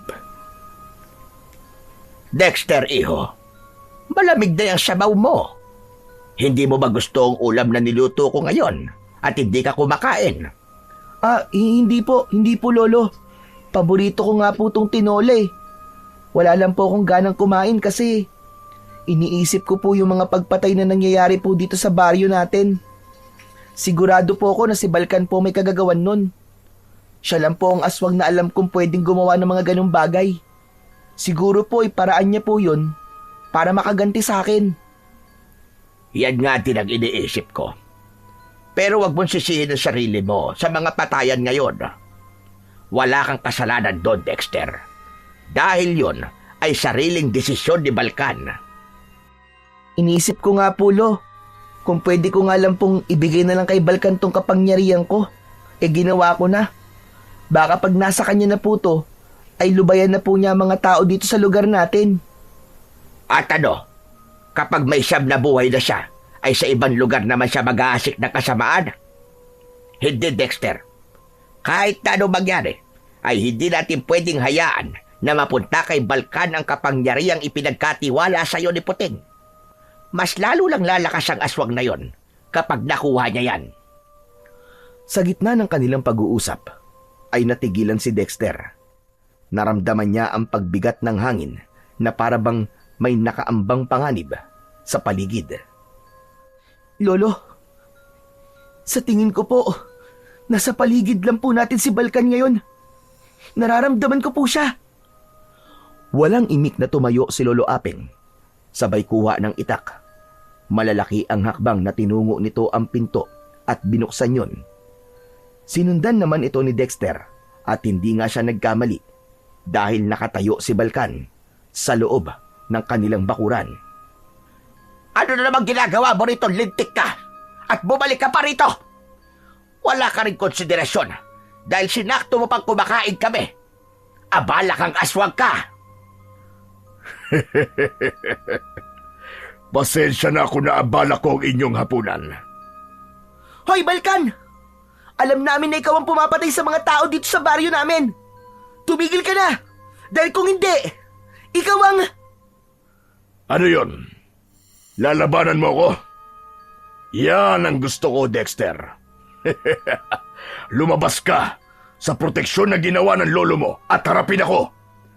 Gamitin mo sa akin ang kapangyarihan mo. Hayaan mo kung ubusin ang siyam mong buhay hanggang sa mapunta na to sa akin. Nangangako ko sa iyo na sa oras na makuha ko ng siyam na buhay mo, ay titigil na ako sa pag-atake sa mga tao. Buhay mo ang kapalit na marami pang buhay na pwede kong kunin. Huwag kang makikinig sa kanya, Dexter. May iba pang paraan para matigil ng pag-aasik niya ng kasamaan. Natigilan si Dexter at mabilis siyang nag-isip. Sa tono ng pananalita ni Balkan ay sigurado siya na seryoso ito. Alam niya na habang hindi nito nakukuha ang gusto nito, ay patuloy na madadagdagan ang mga biktima sa baryo nila. Lolo, baka po wala na pong ibang paraan. Total, wala naman po akong pamilya. Wala pong magluluksa kung sakaling ibuwis ko po ang aking buhay para sa nakararami. At ano ko sa tingin mo, Dexter? Hindi mo ba ako pamilya? Hindi man tayo magkadugo, ay pamilya mo ako, Dexter. Isa ako sa iiyak kapag namatay ka. Kaya wag sasagi sa isip mo na ibuwis mo ang iyong buhay. Kung kinakailangan na labanan ko walang yang aswang na yan ay gagawin ko, wag mo lang ibuwis ang buhay mo. Tama na ang drama niyong dalawa. Baka maiyak lang ako. Dexter, huwag kang makinig sa lolo mo. Ayaw mo bang maging bayani ng baryong ito? Matatandaan nila ang pangalan mo dahil nagbuwis ka ng buhay para sa kanila. Kaya kung ako sa'yo, lumabas ka na sa proteksyon na ito. Hayaan mong patay na kita para makuha ko na ang kapangyarihan mo. Tigilan mo ang panlalason sa utak ng apo ko, animal ka! Hindi siya magpapatiwakal para sa'yo. Alam naming lahat ng sinasabi mo ay pawang kasinungalingan lamang. Akala mo ba ay hindi namin alam na kapag nakuha mo siyang nabuhay ng pusa, ay hindi mo yun gagamitin sa kasamaan? Isang nakakatakot na ngisi ang pinakawalan ni Balkan. Mula kay Lolo Aping ay lumipat ang tingin nito kay Dexter. Bibigyan kita ng 2 gabi para makapag-isip, bata. Babalik ako rito sa pangalawang gabi. At kapag hindi ko nagustuhan ang desisyon mo, ay alam mo na kung ano ang mangyayari. Matapos yung sabihin ni Balkan, ay umalis na ito, habang sina Dexter at Lolo Aping naman ay naiwan na kapwa natatakot. Nangihinang napaupo si Lolo Aping. Sinapo nito ang noo, sabay iling. Pambihira na yan. Sa tagal kong nakatira dito sa baryong ito, ay ngayon lang nangyari ito. Lolo, totoo po ba ang sinabi niyo kanina? Marami akong sinabi kanina eh. Alin ba doon, Dexter? Yung pamilya niyo na po ako? Abay, oo naman. Bakit? Ikaw ba hindi pa pamilya ang turing mo sa akin? Humikbi si Dexter. Kasunod nun ay napaluwa siya dahil sa labis na kaligayahan, hanggang sa hindi niya na napigilan ang kanyang sarili na yakapin si Lolo Aping. Inilabas niya ang kanyang luwa habang yakap ang matanda. Lolo Aping, hindi niyo po alam kung gaano po ako kasaya. Simula po sanggol ako, ay wala na po tumatanggap sa akin. Kaya sobrang saya ko po kasi sa wakas, meron na po akong matatawag na pamilya. Maraming salamat po. Hay nako, pinapaiyak naman ako ng batang ito. Tama na nga, tapusin na natin tong hapunan natin. Basta simula ngayon, pamilya na tayo, Dexter. Apo kita at gagawin ko ang lahat para ikaw ay protektahan. Nang gabing yun, ay biglang nagkaroon ng dahilan si Dexter para lumaban at mabuhay. Alam niya na kapag nawala siya ay malulungkot si Lolo Aping at ayaw niyang mangyari yun. Kaya nangako siya sa kanyang sarili na kahit na anong mangyari, ay hindi niya ibibigay kay Balkan ang gusto nito. Hindi rin niya bibiguin si Puting sa tiwalang ibinigay nito sa kanya. Sa gitna ng takot na bumalot sa buong baryo, ay naging abala sina Dexter at Lolo Aping sa paghahanda. Sa likod ng kubo ay nagsimula silang magsibak ng mga kawayan. Pinutol nila yon sa tamang haba at tinapyas ang dulo hanggang tumalim na parang sibat. Itinabi nila yon sa gilid ng kubo. Isa yon sa magiging sandata nila laban kay Balkan. Matapos ang kanilang paghahanda, ay nagtungo sila sa munting tanggapan ng kapitan ng kanilang baryo. Ipinaliwanag nila ang serye ng mga pagpatay at ang posibilidad ng mas malalang pag-atake sa mga susunod na gabi. Tahimik na nakinig ang kapitan at kahit halata ang takot sa mga mata nito, ay nangako itong ihahanda ang mga tanod at paiigtingin ang pagbabantay sa paligid. Mabilis na lumipas ang mga araw at dumating na ang gabi ng pagbabalik ni Balkan sa bahay ni Lolo Aping. Magdamag na nakaabang sina Dexter sa labas ng bahay. May hawak na itak si Lolo Aping, habang si Dexter naman ay tahimik na nakikiramdam sa paligid. Hindi nagtagal ay dumating na nga si Balkan. Tumayo ito sa labas ng proteksyon. Paumanhin, kung masyado na akong ginabi. Ayoko na magpaligoy-ligoy pa. Gusto ko nang malaman ang desisyon mo, Dexter. Hindi ko ibibigay sa iyo siyam na buhay ng pusa, Balkan. Hindi ko hayaang mapatay mo ako para makuha mo to sa akin. Walang hiya kang bata ka. Gusto mo bang ulitin ko pa sa'yo ang kapalit ng desisyon mong yan? Nagsasayang ka lamang ng oras mo, Balkan. Hindi mo na mababago ang desisyon ng aking apo. Kung sasalakay ka rito sa aming baryo ay handa kami. Sisiguraduhin namin na hindi ka magtatagumpay. At kung may dugong dadanak sa lupa ng lugar na ito, ay hindi dugo ng mga tao, kundi dugo mo. Pagsisisihan niyo ito. At ikaw, Dexter, uunahin kong patayin ang lolo mo at gagawin ko yun sa mismong harapan mo upang mas lalo kang magsisi sa desisyon mong yan. Galit na umalis si Balkan. Mas lalong natakot si Dexter sa huli nitong sinabi. Iniisip pa lang niya ang maaari nitong gawin kay Lolo Apeng ay kinikilabutan na siya. Lolo, ano na pong gagawin natin? Mukhang galit na galit po si Balkan. Inaasahan ko na magagalit siya. Pero huwag ka mag-alala. Dahil hindi lang ako ang haharap sa kanya. Kasama ko sina Kapitan at ang mga tanod.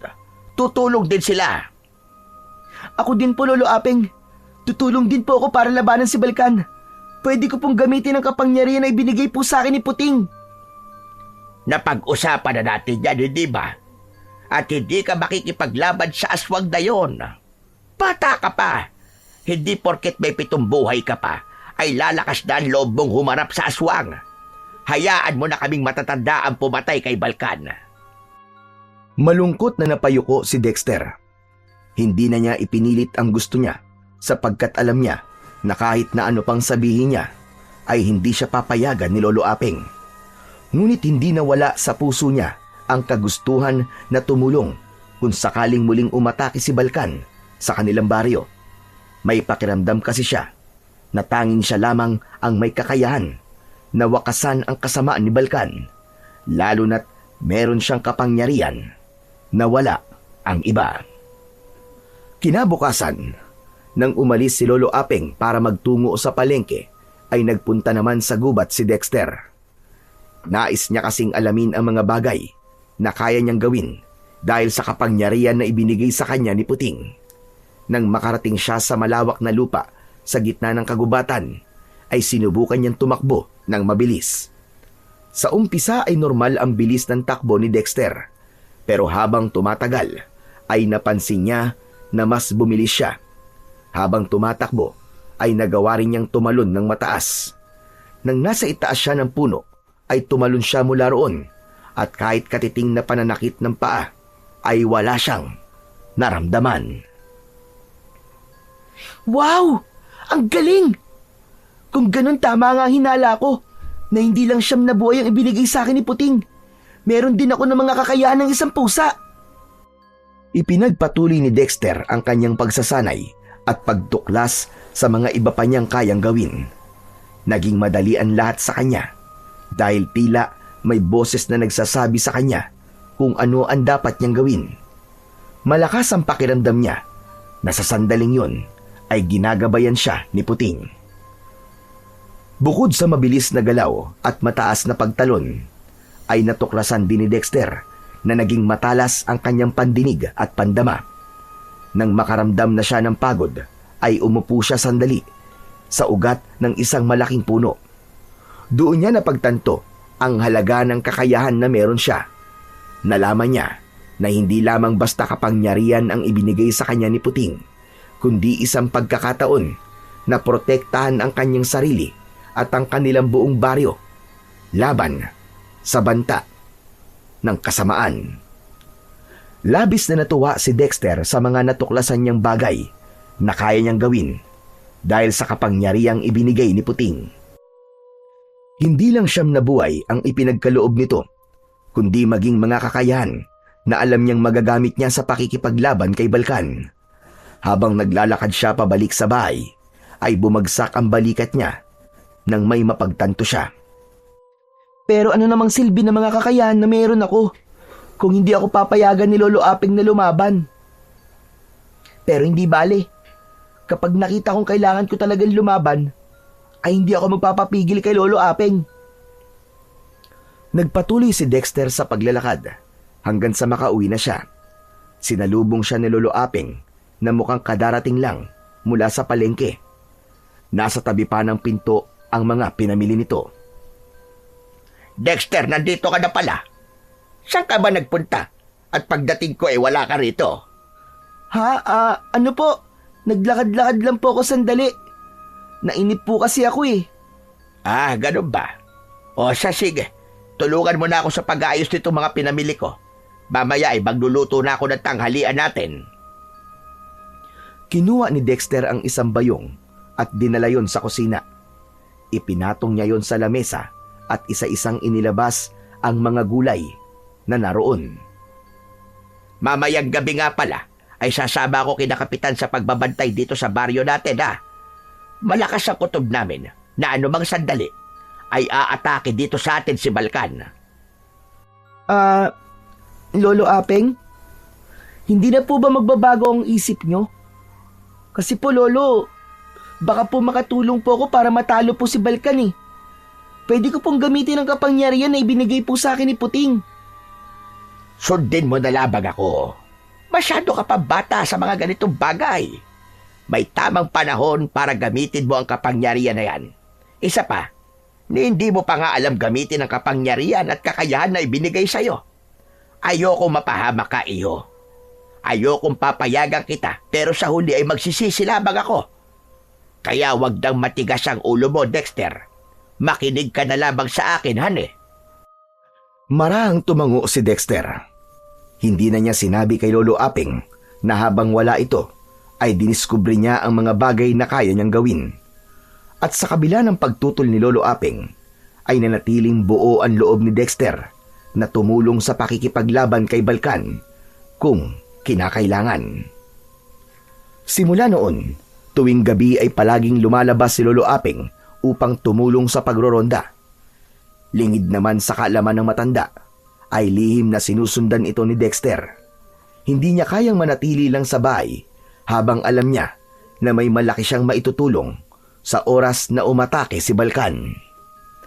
Ilang gabi ang lumipas na walang paramdam si Balkan, ngunit hindi naging kampante si Dexter.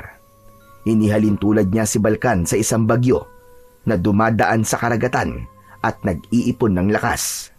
Ramdam niya na aatake si Balkan sa oras na hindi nila inaasahan.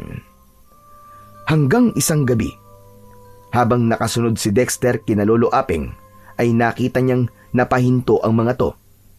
Agad na umakyat si Dexter sa isang puno na nakatayo sa gilid ng daan, sa takot na may biglang makakita sa kanya. Sandali lang mga kasama. Nararamdaman ko si Balkan. Kapitana, sa tingin ko ay nasa paligid lamang siya. Mula sa gilid ng daan ay lumabas nga si Balkan. Nasaan yung aswang ito? Napaatras ang ilan sa mga tanod at may dalawang takot na tumakbo. Nasaan na nga pumotanda? Iharap mo siya sa akin! Hindi mo makukuha gusto mo sa kanya, Balkan. At habang may proteksyon ang bahay ko, ay hindi mo siya mapapatay. Kami ang harapin mo, at hindi ang isang batang kagaya ni Dexter. Wala sa inyo ang kailangan ko, pero pwede naman kitang pagbigyan sa gusto mo, tanda. Nang umaktong aatake si Balkan, ay agad na sumugod dito ang dalawang tanod na may dalang itak. Sabay na tinagaan ng dalawa si Balkan, pero walang epekto rito ang talim ng itak. Parang bakal ang balat nito at sa isang iglap ay kinalmot nito ang isa sa mga tanod. Ang isa naman ay hinablot nito at ibinalibag sa malayo. Huwag kayong matakot sa kanya. May kahinaan din ang aswang na yan, at yun ang dapat nating malaman. Sa kabila ng takot ng mga nakikipaglaban kay Balkan, ay sumugod pa rin ang mga ito. Kinabahan si Dexter dahil kasama si Lolo Apeng sa sumugod kay Balkan. May dalawang kawayan na may matutulis na dulo ang matanda. Tumama ang kawayan ni Lolo Apeng sa balikat ni Balkan, pero hindi rin yun sapat para pabagsakin ang halimaw. Gumanti si Balkan ng isang suntok na tumama naman sa tagiliran ni Lolo Apeng na naging dahilan para mapaluhod ito at mapaatras. Tinaga naman ni Kapitan si Balkan sa binti, ngunit malakas lang itong sinipa ni Balkan. Tumilapon ang Kapitan at nagpagulong-gulong sa lupa. Nagpatuloy sa pag-atake si Balkan. Isa-isang nalugmok ang mga tanod. Nanghihina na rin si Lolo Apeng at si Kapitan ay halos hindi na makatayo. Mula sa kanyang kinaroroonan ay napapikit si Dexter. Ramdam niya ang bilis ng tibok ng kanyang puso. Nais niya nang lumabas sa kanyang pinagtataguan. Ngunit bigla siyang nagkaroon ng pag-aalinlangan sa kanyang sarili kung sapat ba ang lakas at kakayahan niya para talunin si Balkan. Muling sinugod ni Lolo Apeng si Balkan at tinangka nitong saksakin sa tiyan ng aswang gamit ang kawayan. Ngunit nahawakan ni Balkan ang kawayan at hinila nito yun na naging dahilan para padapang matumba si Lolo Apeng. Tatayo sana si Lolo Apeng pero inapakan ito ni Balkan sa likod. Ano tanda? Nagsisisi ka na ba na kinalaban niyo ko? Ngayon, tatapusin na kita! Itinaas ni Balkan ang kamay nito at nanlaki ang mga mata ni Dexter nang mas humaba at tumalim ang mga kuko nito. Yun na ang nagtulak sa kanya para tumalon sa puno. Mabilis siyang tumakbo upang iligtas si Lolo Apeng. Hayop ka! Lumayo ka sa lolo ko! Tumalon ng mataas si Dexter at malakas niyang sinipa si Balkan sa panga nito. Sa lakas ng sipang yun ay tumilapon si Balkan at sumadsad ang malaki nitong katawan sa lupa. Agad na tinulungan ni Dexter si Lolo Apeng na makatayo. Ano ginagawa mo rito, Dexter? Hindi ba sabi ko sa'yo ay huwag ka lalabas ng kubo? Lolo, hayaan niyo na po akong labanan si Balkan. Sa tingin ko po, ay ako lang po makakatalo sa kanya. Sa gilid ng mata ni Dexter ay napansin niya ang paggalaw ni Balkan. Nang tignan niya ito, ay marahan na itong tumatayo. Nakatabingi ang ulo nito, pero parang wala lang na ibinalik nito sa dati ang ulo nito at narinig pa niya ang malakas na pagtunog ng buto nito. Matapang na tumayo si Dexter at gaya ng sinabi noon ni Lolo Apeng ay hindi siya nagpapakita ng takot kay Balkan. Mabuti at nagpakita ka na sa akin, bata! Tama na ang kasamaan mo, Balkan! Dahil ngayon, tatapusin na kita! Huwag mo nga akong pinapatawa. Hindi isang bata ang papatay sa kagaya ko. Bakit hindi mo ako subukan, Balkan? Sisiguraduhin kong itong batang sinasabi mo na nasa harapan mo ngayon ang tatapos sa'yo! Bumuelo si Dexter at tumakbo palapit kay Balkan. Umiwas siya sa unang hampas ng kamay ni Balkan. Gumulong siya sa lupa at tumalon sa likuran nito. Nakita niya ang isang kawayan na may matulis na dulo at agad niya yung kinuha. Gamit yun ay sinaksak niya sa likod si Balkan. Naramdaman niya ang paggapang ng enerhiya sa buo niyang katawan at nagawa niyang ibaon ang kawayan sa katawan ng aswang. Napasigaw si Balkan pero agad na humarap si Balkan kay Dexter at malakas siyang sinuntok sa dibdib. Tumilapon si Dexter at bumagsak sa lupa pero mabilis siyang nakatayo. Muli siyang sumugod. Tumalon siya papunta kay Balkan. Sinalubong si Dexter ng matigas na siko ni Balkan. Tumama yon sa mukha niya kaya muli siyang tumilapon. Sinunggaban ni Balkan si Dexter at winakwak nito ang tiyan niya gamit ang matutulis nitong kuko. Kasunod nun ay nilaslas nito ang leeg niya. Nahirapang huminga si Dexter hanggang sa naramdaman niya ang paghinto ng pagtibok ng puso niya. Pero hindi nagtagal ay muling nabuhay si Dexter. Kusang naghilom ang mga sugat niya at agad niyang sinipa ng malakas si Balkan. Nabuwal ito at ginamit niya ang pagkakataon na yun para makalayo dito. Nakalimutan mo na yata siya mambuhay ko, Balkan! Hindi mo ako mapapatay ng basta-basta! Hindi ko nakakalimutan ang bagay na yan, bata. At wala akong pakialam kahit ilang pa ang buhay na meron ka. Uubusin ko ang buhay mo hanggang sa makuha ko na ang kapangyarihan na dapat ay sa akin! Umiim ang bagang ni Dexter, kasabay ng pagkuyom ng kanyang mga kamay. Ramdam niya ang sakit ng buong katawan niya, pero unti-unti yung nilalamon ng isang matinding lakas na tila bumabalot sa kanyang buong pagkatao. Malakas na sumigaw si Dexter at sa isang kisap mata ay nasa harapan na siya ni Balkan. Nanlaki ang mga mata ni Balkan at isang sipa sa tiyan ang pinakawala ni Dexter. Tumilapon si Balkan at habang nasa ere ito ay mabilis itong sinundan ni Dexter. Bago pa bumagsak sa lupa si Balkan ay pinagsalikop ni Dexter ang mga kamay niya at malakas niyang ibinayo sa dibdib ni Balkan. Napasigaw si Balkan ng malakas na bumagsak ang katawan nito sa lupa. Tumayo si Dexter ilang dipa ang layo sa halimaw. Masyado mo ako minaliit dahil lang sa bata ako. Pero wala kang ideya kung ano ang kaya kong gawin. Siguro nga ay mali ako kung minaliit kita. Kung ganun, seseryosohin ko na ang laban na ito. Mabilis na tumayo si Balkan at sumugod ito kay Dexter. Sa bilis ni Balkan ay hindi naiwasan ni Dexter ang pagbaon ng mga kuko nito sa balikat niya.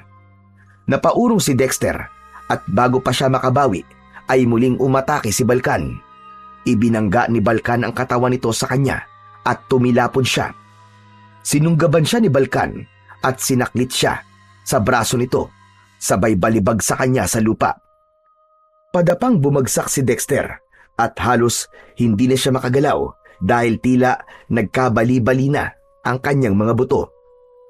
Namilipit si Dexter sa sakit.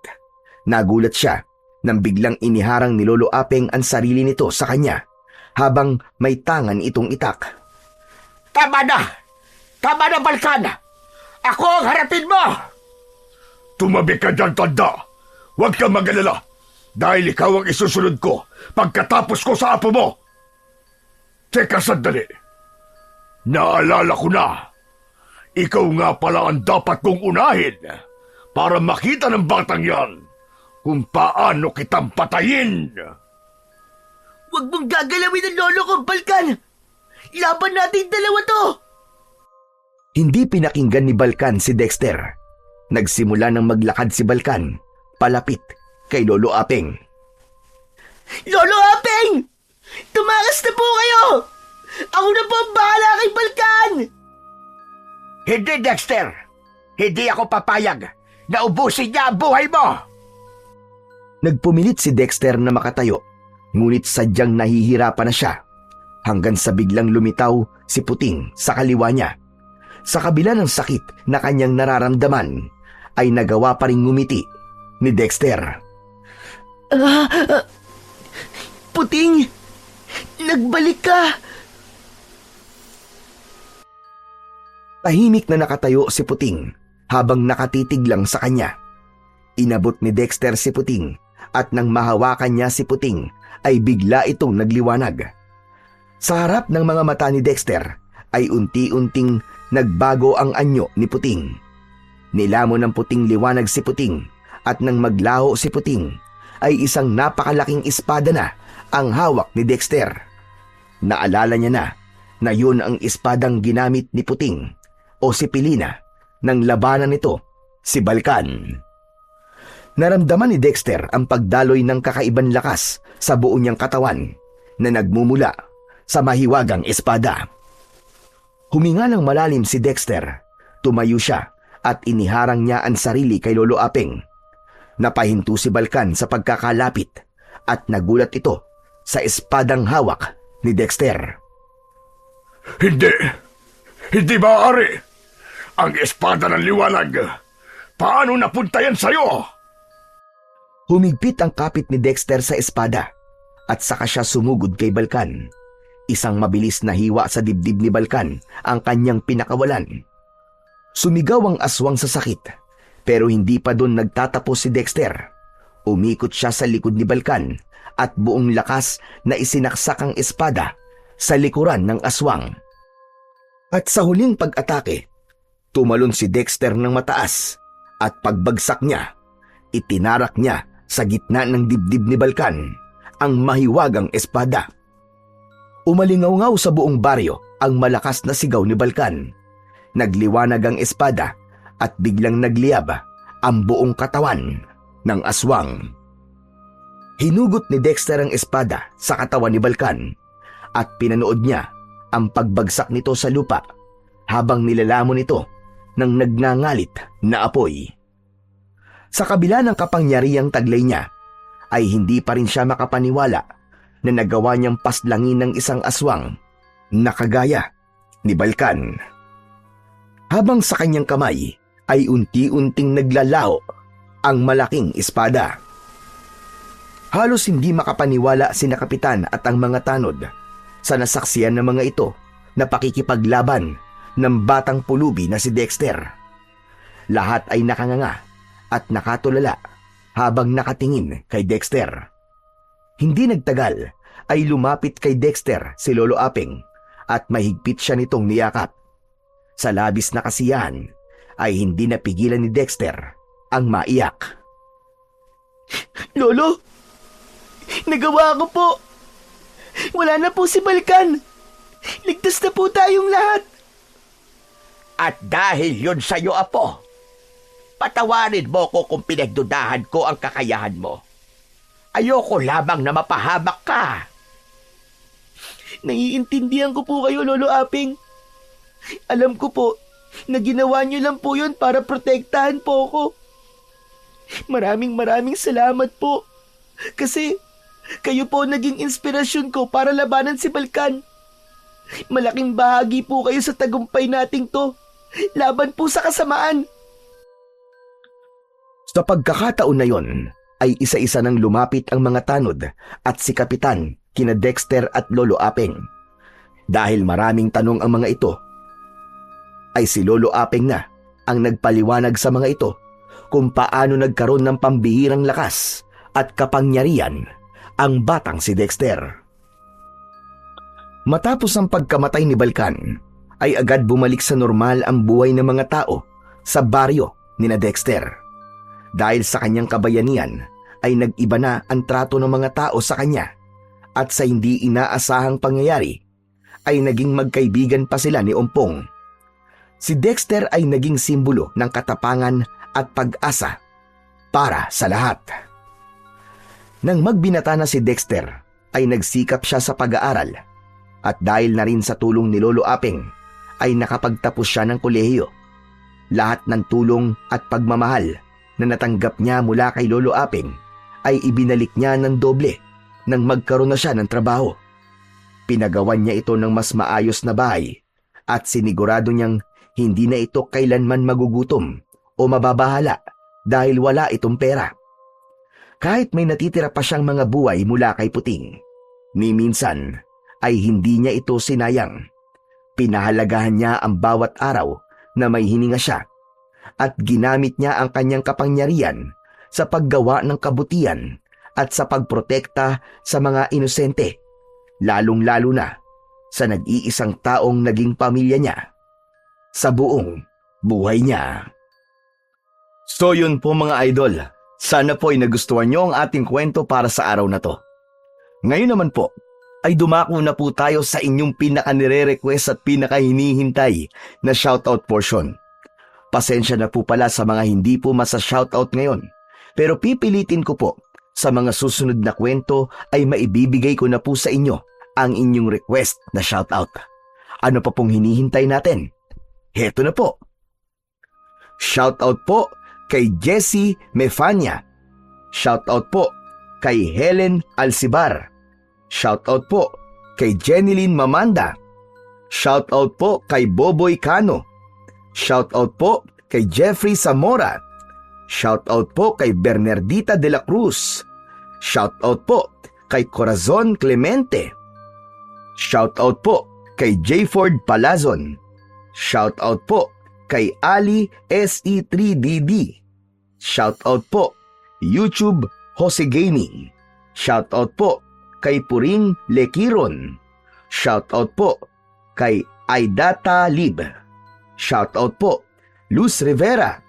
Shoutout po kay Hazel Fiesta. Shoutout po at maraming salamat kay Bernadette Cahun. Shoutout po, Tito Manny Channel. Shoutout po, Nover Omaoid. Shoutout po kay Lita 5. Shoutout po kay Chris Alcantara. Shoutout po, Rona Galyado. Shoutout po kay Shauma TV. Shoutout po, Belinda Chonilo. Shoutout po, Arnold Narisma.